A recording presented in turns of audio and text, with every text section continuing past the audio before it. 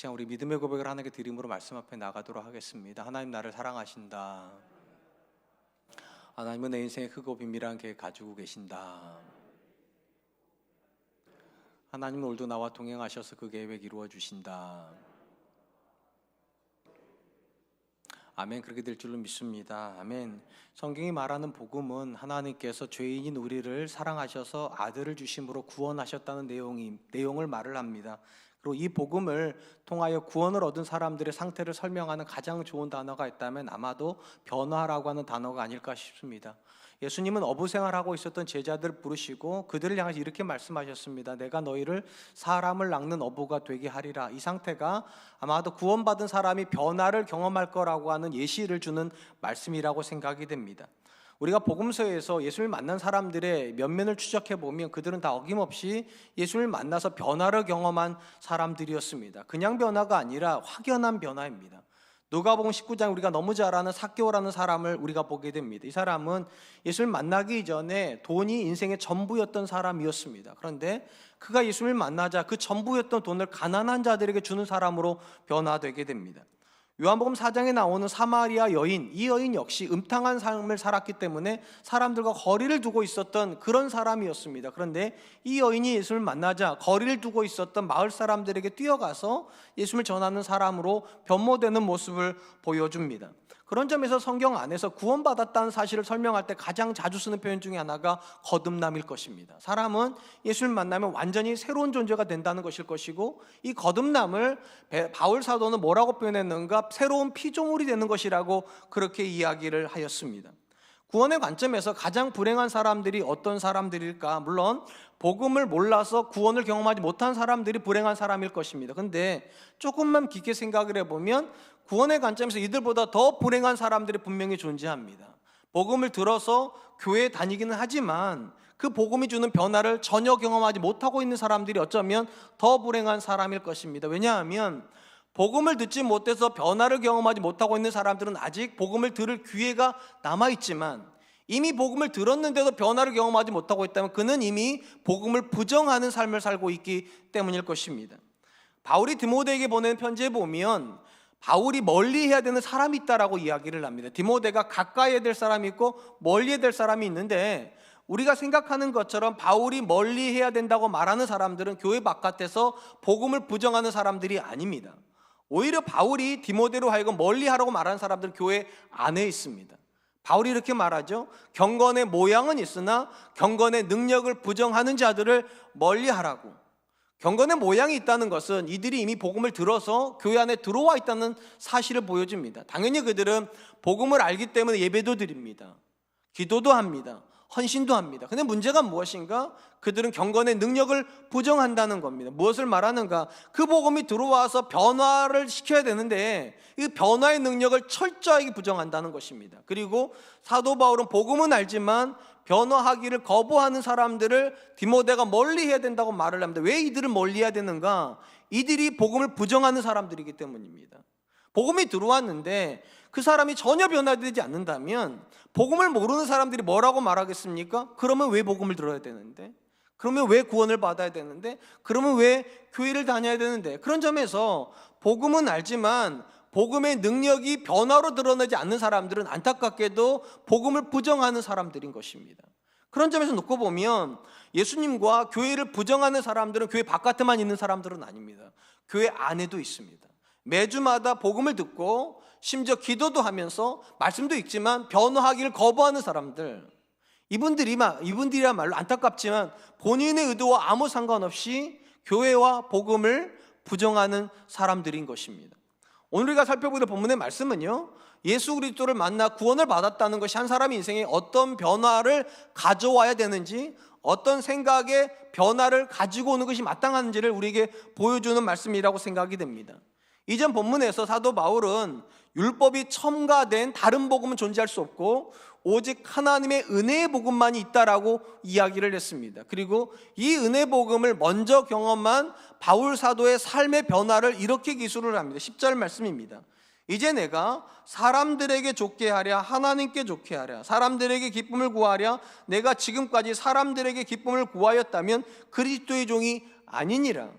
본문에서 사도 바울이 자기가 사람에게 기쁨을 구할까 하나님께 기쁨을 구할까 이런 질문을 하고 있는 것은 아마 이면에 이런 생각이 있었던 것 같습니다. 율법주의자들이 자꾸만 바울에게 이렇게 공격했던 것 같아요. 바울이 이방인들에게 기쁨을 얻기 위해서 이방인들에게 부담이 되는 율법을 가르치지 않는 거라고, 아무래도 할례를 행해야 된다라든지 11조를 행해야 된다든지 이런 율법을 가르치면 사람들이 바울에 대해서 멀리할 것을 두려워해서 사도 바울이 부담되는 걸 빼고 사람들이 좋아할 만한 내용만 복음이라고 하는 이름으로 포장해서 가르쳤다, 이렇게 공격을 했던 것 같습니다. 이에 사도 바울이 뭐라고 말하는가? 사람들에게 기쁨을 구하기 위해서 복음을 전한 것이 아니라 철저하게 하나님에게 기쁨이 되기 위해서 은혜의 복음을 전했다고 그렇게 기술을 합니다. 우리가 사도행전의 기록을 통해서 알 수 있는 것이 하나가 있어요. 사도 바울이 예수를 만나기 이전에 그는 유대인들에게 굉장히 주목받는 사람이었다는 것입니다. 그는 굉장히 율법이 열심이었고 그 열심에 기초해가지고 율법을 파괴한다고 여겨지는 교회 믿는 사람들 다 핍박을 했습니다. 그러니까 쉽게 말하면 그때까지만 해도 그는 유대인들에게 기쁨을 얻고 있는 사람이었어요. 율법을 행하고 있었기 때문에. 근데 이 존재가 이랬던 사람이 왜 율법이 아니라 은혜를 강조하는 사람이 되었는가? 우리가 뒤쪽에 살펴보겠지만 사도 바울이 다메섹으로 가는 길에 예수를 만났기 때문입니다. 그리고 나서 그가 이전에 자기의 삶이 틀렸다는 사실을 알게 되죠. 그리고 뭐를 강조하기 시작하는가? 하나님에게 기쁨이 되기 위해서 은혜를 강조하는 사람이 되었다는 것입니다. 만약에 사도 바울이 사람에게 기쁨을 구하는 사람이었다면 그는 계속 율법을 주장하면 됐어요. 율법을 주장할 때는 유대인들에게 인정받았다니까요. 칭찬받았고 굉장히 존귀한 인물이었어요. 그러다가 그가 은혜를 강조하면서부터 어떤 일이 따라오기 시작했는가? 핍박이 따라오기 시작합니다. 유대인들이 바울을 핍박하고 심지어 바울을 죽이려고 해요. 그러니까 율법을 가지고서 율법을 뺀 복음을 가르치기 때문에 이것이 사람들을 기쁨을 준다, 이건 바울에게 해당되지 않는다는 거예요. 안 된다는 거. 오히려 은혜를 강조했기 때문에 사람들이 미워하고 있기 때문인 것입니다. 우리가 본문에서 먼저 주목하려고 하는 것은 한 사람이 예수님을 믿어 그가 복음 안에서 변화할 때 이 변화의 가장 중요한 표현이 무엇이 돼야 되는가? 바울이 이렇게 말해요. 내가 사람들에게 기쁨을 구하였다면 그리스도의 종이 아니니라. 바울은 자기의 변화를 어떤 단어로 설명하는가? 그리스도의 종이란 단어로 설명을 합니다. 쉽게 말하면 그가 사람들에게 종이 아니라 하나님에게 종이기 때문에 사람들이 기뻐하는 말을 할 수 없고 오직 하나님이 기뻐하시는 은혜의 말밖에는 할 수 없다, 그렇게 이야기를 하는 것입니다. 우리가 여기서 주목할 것은 사도 바울이 지금 자기를 그리스도의 종이라고 말하고 있다는 사실입니다. 이게 왜 중요한가? 어떤 사람도 종이 되려고 신앙생활을 하지 않기 때문입니다. 우리가 예수님이 아닌 교회 바깥에서 종교생활을 하는 사람들을 다 들여다보면 그들에게도 신은 있어요. 근데 그들이 절대로 그 신의 종이라고 표현을 쓰지 않습니다. 왜냐하면 어떤 사람도 종이 되려고 신을 믿는 게 아니라 엄밀히 말하면 내가 주인이 되고 싶어서 신을 믿는 것이기 때문입니다. 물론 말은 그렇게 하지 않아요. 그런데 모든 사람들은 다 뭘 기대하는가? 내가 믿는 신이 나를 위해서 일해 주기를 기대합니다. 알다시피 주인은 일하지 않습니다. 종이 일하는 거예요. 그렇기 때문에 모든 종교는 기본적으로 신이 사람을 위해서 존재합니다.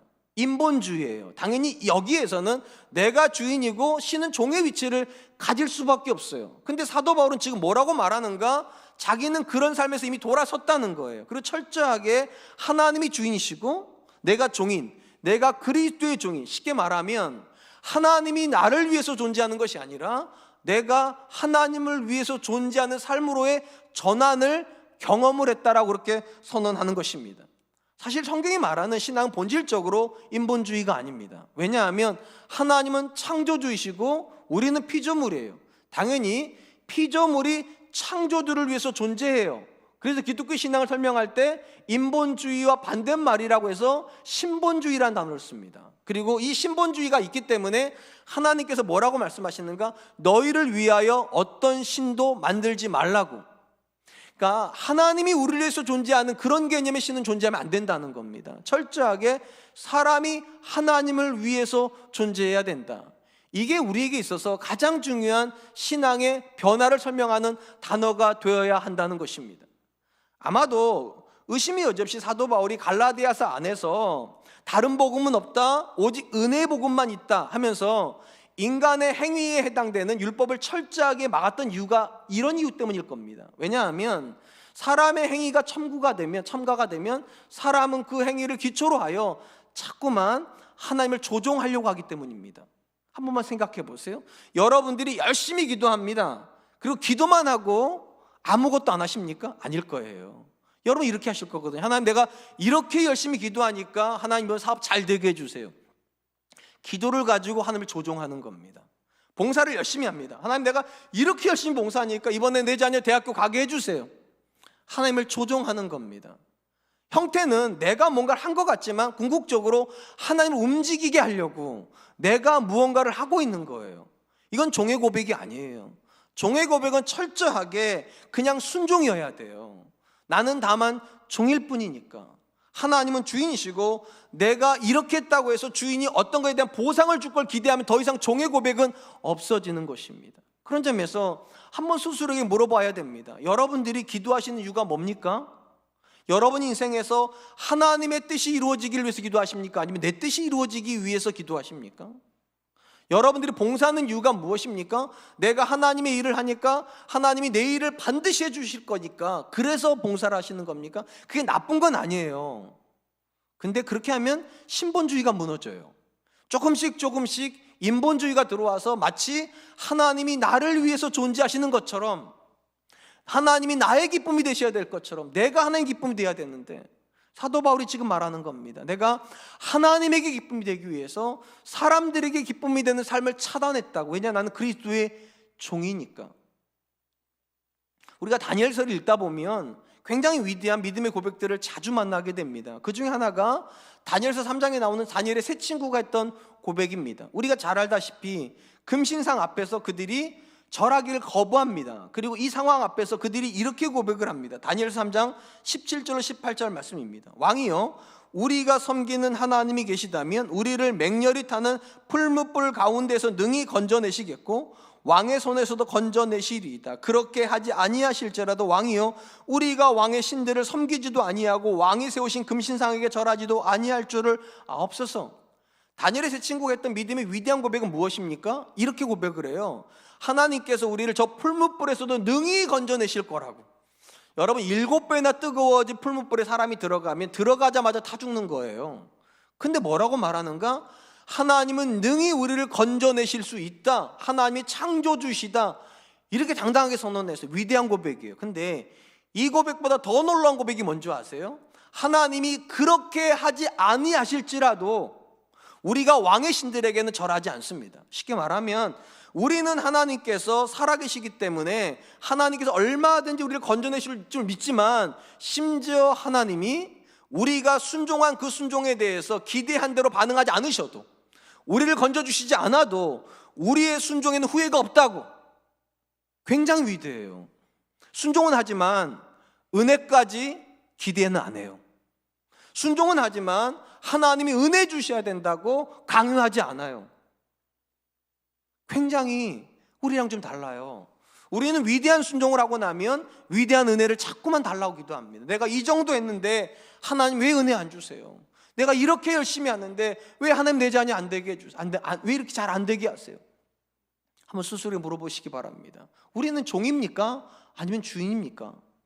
사도 바울과 또한 다니엘의 세 친구가 보여줬던 가장 위대한 고백은 무엇인가? 그들은 다만 종일 뿐이라는 거예요. 종이 할 수 있는 건 주인이 은혜를 주냐 안 주냐를 결정하는 게 아니라 종은 순종하는 겁니다. 그리고 그 다음에 은혜가 오면 감사함으로 받는 거예요. 당연함으로 받는 게 아니라. 왜냐? 종은 순종하는 것까지예요. 그 다음에 은혜가 있는가 없는가는 주인이 결정할 뿐이에요. 언제 우리의 순종이 아름답습니까? 순종이 은혜를 목표로 하지 않을 때요. 내가 이 정도 했으니까 하나님 은혜 주시겠지? 내가 이렇게 했으니까 하나님 잘 되게 하시겠지? 그건 조건이에요. 순종은 은혜의 조건이 아닙니다. 순종은 마땅한 거예요. 종이니까, 그리스도의 종이니까. 사랑하는 성도 여러분, 복음의 본질이 무엇입니까? 굉장히 많은 분들이 복음의 본질이 하나님께서 나를 위해서 일해 주시는 거라고 생각하는 분들이 많아요. 물론 복음 안에 그 내용이 들어가 있겠죠. 근데 그게 본질은 아닙니다. 복음의 본질은 하나님께서 자격 없는 나를 하나님의 자녀 삼아 주셨다는 게 본질이에요. 그리고 당연히 이 은혜의 고백을 경험하는 사람들은 사도 바울같이 고백하게 됩니다. 나는 그리스도의 종이다. 하나님께서 내 인생에 이미 너무 많은 은혜를 주셨는데, 이미 하나님의 자녀가 된 것이 은혜의 전부인데 마땅히 하나님께 순종하는 게 옳지? 그리고 심지어 순종한 걸 가지고 하나님을 조종하려고도 하지 않아요. 다만 하나님만 영광 받으시면 됩니다. 전 저와 여러분들 안에도요, 이 고백이 있었으면 좋겠습니다. 하나님을 자꾸만 움직이려고 하지 마시고 하나님은 감격의 대상이셔야 돼요. 오늘도 하나님께서 내 아버지 되신다는 게 감격이어야 되고, 당연히 하나님이 내 인생의 주인이시기 때문에 내가 하나님께 순종하는 건 마땅한 고백이어야 된다. 전 저와 여러분들이 그런 은혜를 경험할 수 있기를 주님의 이름으로 축원드리겠습니다. 한편 바울은 거듭해서 그가 전하고 있는 복음의 출처가 사람이 아니라 하나님이라고 강조를 합니다. 아마도 사도 바울이 이렇게 말하는 것은 율법주의자들이 자꾸만 사도 바울의 복음은 사도 바울의 개인적인 생각이라고 그렇게 얘기를 하고, 심지어 사도 바울이 율법을 잘 알지 못해서 저렇게 말하는 거라고 이렇게 말하기 때문에 사도 바울이 그것이 아니라는 사실을 강조하기 위해서 복음은 철저하게 하나님께로부터 나왔다는 사실을 강조를 합니다. 그리고 사도 바울이 이 하나님의 복음을 경험하게 된 과정에 대해서 이렇게 고백을 해. 13절 14절입니다. 내가 이전에 유대교에 있을 때 행한 일을 너희가 들었거니와 하나님의 교회를 심히 박해하여 멸하고 내가 내 동족 중 여러 영갑자보다 유대교를 지나치게 믿어 내 조상의 전통에 대하여 더욱 열심히 있었으나, 바울의 이 고백은 이런 뜻이에요. 사도 바울이 율법을 몰라서 율법을 뺀 복음을 강조하는 게 아니라, 사도 바울은 율법에 굉장히 능통한 사람이었고 어떤 영갑자, 그러니까 자기보다 나이가 많은 사람보다도 더 율법에 뛰어난 사람이었다고. 심지어 그는 율법 때문에 어떤 일도 했는가, 율법을 파괴한다고 여겨지는 예수 믿는 사람들 핍박까지 했다는 거예요. 그러니까 그가 율법을 몰라서 복음을 전하는 거 아니고, 율법에 대해서 해박한 지식이 없기 때문에 율법을 빼고 은혜를 말하는 것도 아니라는 것입니다. 오히려 이런 바울의 이야기 속에는 율법의 한계가 들어가 있어요. 만약에 율법이 구원을 얻는 조건이라면, 사도 바울이 율법을 그렇게 열심히 지켰으면 사도 바울은 교회를 핍박하면 안 되는 거죠. 조건이라면. 근데 오히려 그가 율법을 열심히 지키면 지킬수록 그는 교회를 핍박하는 사람이 돼버렸어요. 하나님의 은혜의 통로인 교회를. 그러니까 율법은 구원의 조건이 될 수가 없어요. 저는 여기 안에 우리가 반드시 새겨야 되는 하나님의 소리가 있다고 생각을 합니다. 교회 안에도요, 굉장히 율법주의인 분들이 많습니다. 어떤 분들이요, 자기가 어떤 부분에 헌신을 하면 목소리를 높이는 분들이요, 내가 이 정도 했으니까 이 정도 말할 자격이 있다고. 그리고 심각하게 교회를 훼손시켜요. 일을 열심히 하면 할수록 교회에 대해서 비판적이에요. 목회자들에 대해서 비판적이에요. 생각해 봐야 돼요. 여러분, 우리가 열심히 일해가지고 교회를 세우는 게 목적입니까? 무너뜨리는 게 목적입니까?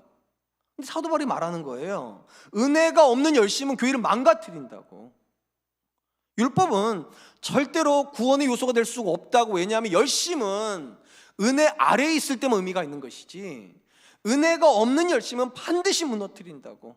자기 인생을 보면 모르냐는 거예요. 그 율법에 열심히 있어가지고 어떤 일을 했는가, 교회를 핍박하는 일을 했다고.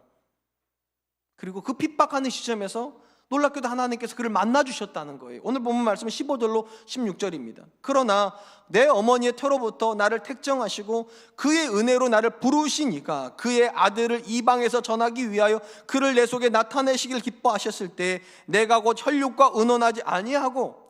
바울이 어떤 표현을 씁니까? 내가 율법을 열심히 지킬 때 하나님 나를 만나주신 것이 아니라 하나님이 그 은혜로 나를 부르셨다고. 왜 은혜여야 됩니까? 사도 바울은 율법으로 열심히 하나님을 핍박하고 있었으니까요. 예수님을 핍박하고 있었으니까요. 교회를 핍박하고 있었으니까 사실은 하나님이 그를 만나주실 이유가 하나도 없는데도 하나님이 찾아와 주셨어요. 그게 은혜인 거예요. 그리고 이것이 너무 분명했기 때문에 다른 혈육과 의논할 필요가 없었다는 거예요. 하나님이 은혜로 사람을 만나주시는구나, 자기가 경험해서 자기가요. 그리고 그렇게 하신 이유가 뭐라고요? 이방인들에게 복음을 전하기 위함이었다라고 그렇게 고백을 합니다. 우리가 본문에서 두 번째로 주목하려고 하는 것은, 복음은 내가 하나님을 만났다는 것이 아니라 하나님이 나를 만나주셨다는 겁니다. 이게 차이가 없는 것 같아도 굉장한 차이예요. 내가 하나님을 찾아서 만난 것이 아니라 하나님이 나를 찾아와 주셔서 만났다. 우리가 성경 안에서 만나는 모든 믿음의 사람들은 공통점이 하나가 있어요. 그들은 다 하나님이 그들을 찾아오셨다는 공통점이 있습니다. 그들이 하나님을 찾은 게 아니에요. 하나님이 그들을 찾아내시고 그들에게 다가와 주셨어요. 이 땅 가운데 죄가 관영한 시절이 있었습니다. 노아의 시절입니다. 그때 노아가 방주를 지어놓고 하나님께 협상하지 않았어요. 하나님, 내가 방주 지을 테니까 우리 가족 살려요. 그렇게 하신 게 아니에요. 죄가 관영한 시절에 하나님께서 노아를 찾아내시고 노아에게 방주를 지으라고 명령하신 겁니다. 하나님이 찾아내신 거예요. 갈대아 우르 땅에 아브라함이 있는 거 아무도 몰랐는데 하나님이 갈대아 우르 땅에 가셔서 아브라함을 찾아내시고 그로 하여금 가나안 땅으로 가라고 말씀하셨어요. 하나님께서 형을 속이고 아버지를 속이고 베델에서 누워 자고 있을 때 아무도 야곱이 베델에서 자고 있는지 모를 때 하나님이 그를 찾아내시고 그게 환상을 보여주세요. 그 내가 너와 함께 하겠다고. 우리가 너무 잘 아는 사람 모세, 그가 애굽에서 쫓겨나죠. 왕자였음에도 불구하고 애굽 사람을 죽였다는 이유로 쫓겨났을 때 40년 동안 미디안 광야를 방황할 때 아무도 모세가 거기서 방황하고 있는 거 모를 때 하나님이 그를 찾아내세요. 그리고 그를 다시 애굽으로 보내세요. 공통점이 있다니까요. 그들이 하나님을 찾은 것이 아니라 하나님이 그들을 찾아오셨다. 이게 왜 기독교의 가장 중요한 메시지가 돼야 됩니까? 일반적인 모든 종교는 내가 신을 찾는 여정, 그래서 구도의 길이라고 그래요. 구도의 길, 도를 찾는 길인데 왜 기독교는 하나님이 우리를 찾아오셔야 되냐는 거예요. 이건 딱 하나예요. 기독교가 인식하고 있는 사람의 정체성 때문입니다. 성경은 뭐라고 말하는가? 이 땅에 아무리 많은 사람이 있어도 다 한결같이 죄인이라고. 물론 죄인들 안에도 차이는 있어요. 어떤 죄인은 조금 더 착해요. 그래도 착한 죄인이에요. 어떤 죄인은 조금 더 능력이 있어요. 그래도 능력 있는 죄인이에요. 어떤 죄인은 조금 더 일을 잘해요. 그래봐야 일 잘하는 죄인이에요. 차이가 없어요. 그럼 도대체 죄인은 어떤 사람입니까? 나쁜 일을 한 사람이 죄인입니까? 그건 도덕적인 개념이에요. 나쁜 일을 해서 죄인이 되는 게 아니에요. 오히려 성경이 말하는 죄는요, 단어 안에 들어가 있어요. 죄라는 단어 뜻 안에 들어가 있어요. 이 죄라는 단어는 어떤 뜻에서 파생이 됐는가? 빗나갔다, 관역에서 빗나갔다. 이게 죄의 뜻이에요. 그러니까 길에서 틀어졌다는 거예요. 그래서 틀어졌다, 잘못됐다. 그러니까 뭔가를 나쁘게 했다는 게 아니라 길이 틀어졌다고요. 우리가 잘 아는 것처럼 하나님께서 사람을요, 하나님의 형상대로 창조하셨습니다. 이 말은 이런 뜻이에요. 하나님을 지향하게끔 만드셨다고. 하나님을 지향하게끔. 근데 이 존재가 길을 바꿔버리죠. 누구를 지향하도록? 나를 지향하도록이요. 그래서 내가 하나님 되려고 해요. 길이 바뀌어버렸어. 이걸 죄라고 말하는 거예요. 본래 사람은 철저하게 하나님을 향하여 하나님을 목적으로 살아야 되는데 이 존재가 나를 향하여 나를 목적으로 하면서 살기 시작했다. 길을 잃어버렸어요. 길을 잃어버렸기 때문에 길을 잃어버린 사람이 아무리 열심히 달려도 하나님을 못 만나요. 왜냐? 하나님은 저쪽에 있거든요. 내 반대편에 계세요. 근데 내가 이쪽으로 아무리 달려가 봐야 하나님을 찾을 수가 없어요. 전도서에서 왜 솔로몬이 우리 인생을 향하여서 헛되니 헤아리는 모든 것이 헛되다고 말했을까요? 이 헛되다는 게 비어있다는 거잖아요. 하나님 충만이 있어요. 이 방향에 계세요. 하나님은 이 방향에 충만으로 계시는데 내가 길을 바꿔 이 방향이라면 충만이 저쪽인데 이쪽으로 가면 갈수록 비죠. 당연히요. 그래서 말하는 거예요. 길이 틀어진 사람은 아무리 달려봐야 비어있다고, 아무리 열심히 달려봐야 허탕칠 수밖에 없다고. 길이 잘못됐는데 열심히 무슨 의미가 있어요? 길이 잘못됐는데 최선이 무슨 의미가 있어요? 그래서 하나님께서 찾아오실 수밖에 없어요. 잘못된 길에 서 있는 사람을 찾아가 주시는 게 은혜인 거예요. 제대로 된 길에 서 있는 사람을 찾아가면 은혜가 되지 않죠. 그들은 그 길을 그대로 가면 하나님 만날 건데, 근데 성경이 뭐라고 말합니까? 단 한 사람도 제대로 된 길에 서 있는 사람은 없다고. 다 차이가 있을지 모르지만 다 헛된 길, 잘못된 길에 서 있기 때문에 하나님이 우리를 찾아오실 수밖에 없다. 일단 궁금한 건 이겁니다. 왜 하나님을 만난 사람들은 변화를 경험할까요? 이유가 있어요. 내가 잘못된 길에 서 있다고 느끼는 지점에서 하나님을 만나기 때문입니다. 내가 제대로 하고 있을 때 하나님을 만났다면 변화를 안 할 거예요, 당연히. 근데 내가 뭔가 잘못하고 있다고, 내가 뭔가 이게 뭐가 잘못됐다고 느낄 때 만난 하나님이기 때문에 변화를 느낄 수밖에 없어요. 여러분, 야곱에 대한 인물을 아실 거예요. 야곱은요, 제가 생각할 때 이 땅에 있는 크리스찬들의 삶을 그대로 다 보여주는 인물입니다. 야곱은 하나님을 믿는 사람이에요. 근데 안타깝게도 세속적인 사람이에요. 참 아이러니죠. 하나님을 믿는데 세속적이에요. 믿음은 있는데 방향이 세상이라는 거예요. 방향이요. 그래서 그는 세속적인 사람들처럼 끊임없이 속입니다. 형을 속여요. 하나님 믿으면서도요. 아버지를 속여요. 하나님 믿으면서도요. 외삼촌을 속여요. 하나님 믿으면서도요. 기도는 하는데, 예배는 드리는데 세속적이에요. 자기가 잘못된 줄 모르고 끝까지 달려가요. 그러다가 그가 하나님을 인격적으로 만나는 지점이 있죠. 야복강이요. 야복강에서 그가 자기가 잘못 살았다는 걸, 자기가 잘못된 길에 들어섰다는 걸 깨닫게 됩니다. 형 에서가 400명의 군대를 끌고 오는 지점에 서 보니까 자기가 잘못 살은 거예요. 그리고 거기서 부르짖죠. 하나님, 내가 잘못 살았다고. 하나님, 내가 잘못됐다고.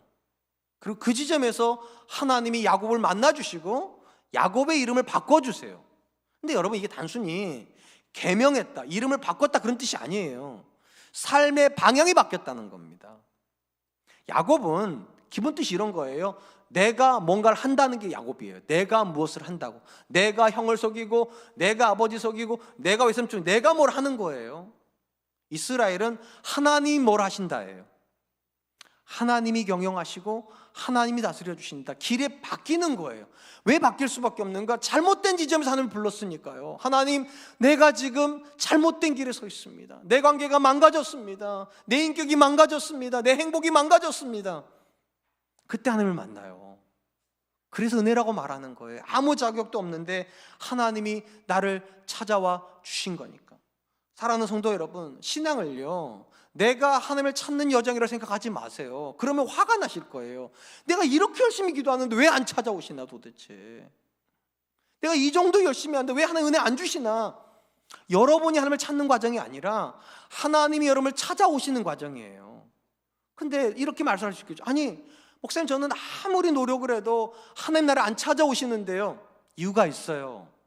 여러분들이 잘못된 길에 서 있다는 걸 인정하지 않으시기 때문이에요. 나와 내 자녀의 관계가 망가졌다고 인정하시면서 하나님을 찾아야 거기에 하나님 찾아오세요. 그래야 은혜가 돼요. 내가 잘하고 있는데 하나님 도와주시는 거 은혜 아니에요. 그거는 자격이 있는 거지. 분명히 기억하세요. 저와 여러분들은 자격 없어요. 의인은 없나니 하나도 없다고. 제대로 된 길에 서 있는 사람은 한 사람도 없어요. 누가 하나님의 찾아오심을 경험합니까? 야곱처럼 항복하는 사람이요. 내겐 길이 없습니다, 하나님.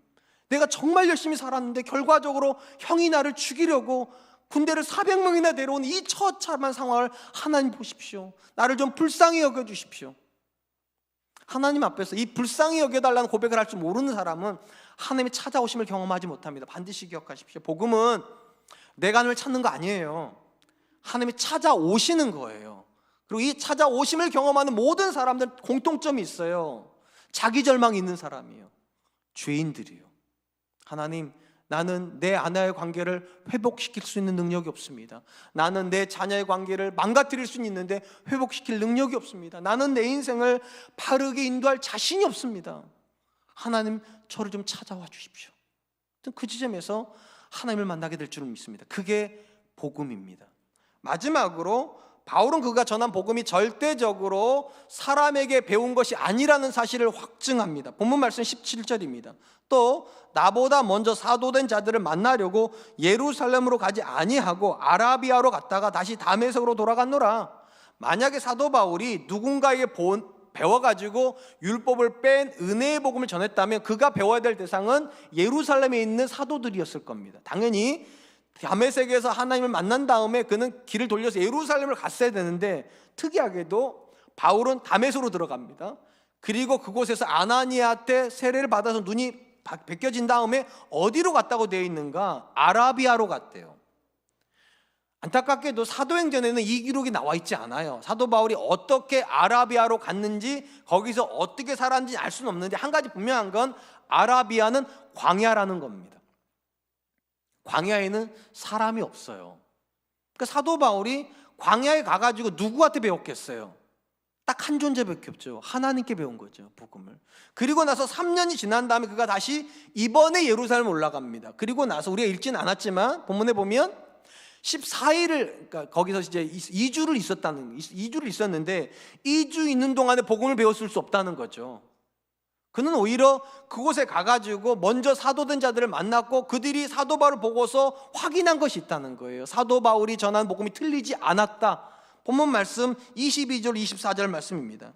그리스도 안에 있는 유대의 교회들이 나를 얼굴로는 알지 못하고 다만 우리를 박해하던 자가 전에 멸하던 그 복음을 전한다함을 듣고 나로 말미암아 하나님께 영광을 돌리니라. 예루살렘에 있었던 사도들이요, 뭘 확인했는가? 사도 바울이 지금 복음을 전하고 있고 그 복음이 틀리지 않았기 때문에 하나님께 영광을 돌리고 있다는 겁니다.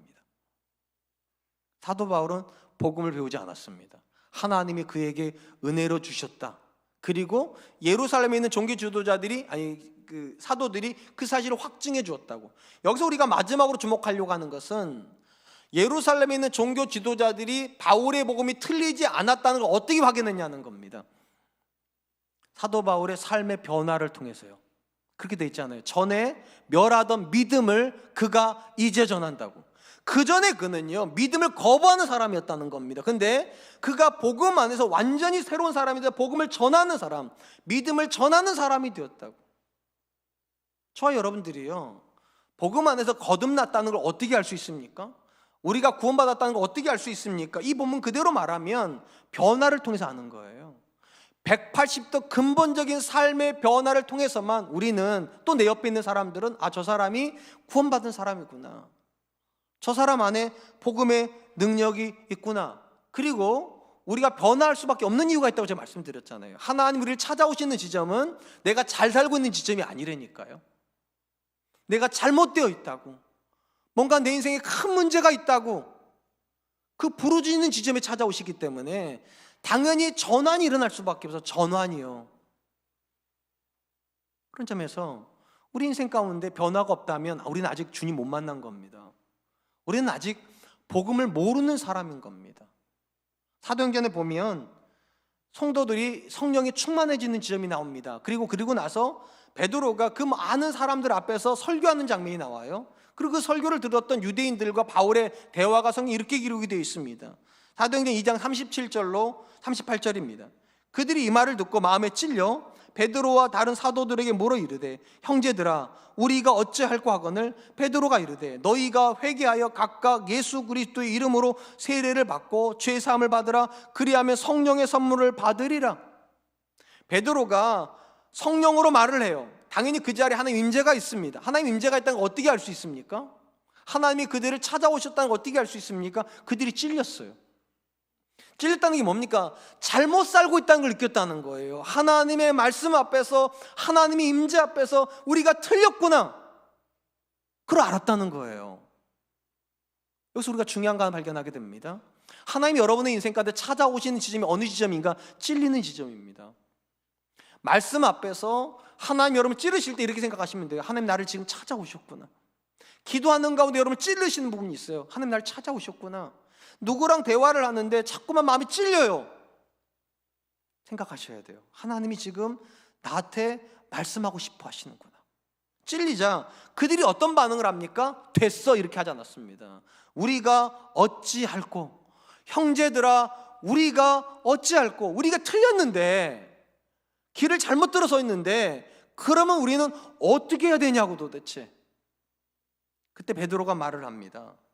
회개하고 예수의 이름으로 세례를 받고 죄사함을 받으라고. 신앙의 순서가 이렇게 되는 겁니다. 찔림을 받습니다. 하나님이 내 인생에 찾아오셨던 증거예요. 찔리고 나서 그 다음에 이제 하나님과 동행이 되려면 두 가지의 회개의 고백이 필요해요. 회개가 두 가지 고백을 가지고 있어요. 첫 번째가 뭐냐? 예수의 이름으로 세례를 받으라고. 씻겨내라는 거죠. 이전까지 내가 잘못 살았다는 걸 씻겨내라는 거죠. 그 다음에 뭐라고요? 죄사함을 받으라고. 죄사함이 뭡니까? 길을 바꾸는 거예요. 왜 죄사함이 길을 바꾸는 겁니까? 죄가 아까 뭔 뜻이라고 그랬습니까? 빗나갔다면서요. 관역에서 빗나가 버렸다면서요. 당연히 죄사함이라면 관역을 맞춰야 될 거 아니겠어요? 길이 바뀌는 거예요. 그래서 구원은 철저하게 길이 바뀐 사람들이 고백하는 거예요. 내가 구원받았다고. 이전까지 내가 하나님과 상관없이 살았는데 이제는 내가 길을 바꾼 사람이라고. 아니, 내가 바꾼 게 아니라 하나님이 길을 바꿔주셨다고. 한번 스스로 물어보시기 바랍니다. 최근에 여러분들이 찔린 적이 있습니까? 하나님께서 말씀으로 여러분을 찌르셨습니까? 하나님께서 기도 가운데 찌르셨습니까? 하나님께 경건한 사람과 나눈 대화 속에서 여러분을 찌르셨습니까? 그게 중요한 게 아니에요. 찔리는 건 누구나 찔릴 수 있습니다. 그 다음 질문이 중요해요. 그러면 우리는 어찌해야 할까? 이 질문이 인생을 근본적으로 바꾸는 겁니다. 그러면 나는 어찌해야 될까? 그러면 나는 내 배우자에게 어떻게 해야 될까? 그러면 나는 내 자녀한테 어떻게 해야 될까? 그러면 나는 내 주변 사람들에게 어떻게 해야 될까? 그리고 하나님께서 길을 주세요. 우리가 모르지 않아요, 여러분. 다만 고집스럽게 그 길을 안 가려고 하는 거예요. 변화가 일어나는 이유는 간단합니다. 내가 종인 걸 인정해야 변화가 일어나요. 그 길을 가면 돼요. 하나님이 말씀하시는 그 길을 가면 돼요. 사랑하는 성도 여러분, 복음은 이 땅에 있는 모든 사람들 구원할 하나님의 능력이 맞습니다. 어떤 사람도 복음이 못 바꿔놓을 사람은 없어요. 다만 거절하기 때문에 안 바뀌는 거예요. 내가 거절해요. 뭐를 거절합니까? 내가 틀렸다는 걸 거절해요. 내가 안 틀리고 싶어요, 사람들은요. 내 아내가 틀렸으면 좋겠고, 내 남편이 틀렸으면 좋겠고, 내 자녀가 틀렸으면 좋겠어요. 근데 놀라운 건 하나님이 여러분이 틀렸다는 말은 여러분이 틀렸다는 거예요. 여러분이 틀리신 거예요. 제가 틀린 거고. 그럼 이렇게 반응해야 돼요. 그러면 어찌해야 할까? 그러면 우리는 어찌해야 될까? 하나님 답은 간단해요. 예수 그리스도로 세례를 받으라고 시켜내라는 겁니다. 잘못된 생각을 시켜내고, 잘못된 말을 시켜내고, 잘못된 결정을 시켜내고, 그리고 길을 바꾸라고. 죄 사함 받으라고. 길이 바뀌어야 된다고. 그리고 압니다. 내 주변 사람들은 내 길이 바뀌었다는 거를요. 사도 바울이요, 변화된 거를요, 예루살렘에 있던 지도자들이 다 알아요. 왜냐하면 저가 박해야 하던 믿음을 이제는 전하는 사람이 되었다고. 완전히 다른 사람이 되었다고. 전 저와 여러분들 안에서도요, 이런 변화가 우리가 전하는 복음을 증거하는 증거가 될 수 있었으면 좋겠습니다. 아, 저 사람이 전하는 복음이란 맞지? 자기 삶으로 증거하지 않냐고. 우리 아빠가 하는 말은 맞지? 아빠 인생으로 증거하지 않냐고. 내 배우자가 하는 말은 맞지? 자기의 삶으로 변화를 보여주고 있지 않냐고. 전 저와 여러분들 안에서 변화가 우리가 전하는 복음을 증명하는 통로가 될 수 있기를 주님의 이름으로 축원드리겠습니다. 이제 말씀을 맺겠습니다. 예수를 믿어 우리는 구원을 받습니다. 그리고 이 구원을 설명할 때 가장 좋은 단어가 변화입니다. 그리고 오늘 우리가 살펴본 본문 말씀은요, 사도 바울이 자기의 인생을 가지고 한 사람이 복음 안에 들어왔을 때 어떤 변화를 경험하는지를 세 가지를 가지고 설명해 줍니다. 첫 번째, 복음 안에서 우리는 주인이 되는 것이 아니라 종이 된다. 사람을 기쁘게 하고 또는 하나님이 나를 기쁘게 하는 게 아니라 내가 하나님을 기쁘시게 하는 그리스도의 종이 된다. 그리고 종은 순종할 때 은혜를 목적으로 하지 않습니다. 다만 종이기 때문에 순종하는 것입니다. 두 번째, 우리가 복음 안에 들어서면 우리는 이걸 경험하게 됩니다. 하나님이 나를 아신다. 하나님이 나를 찾아오신다.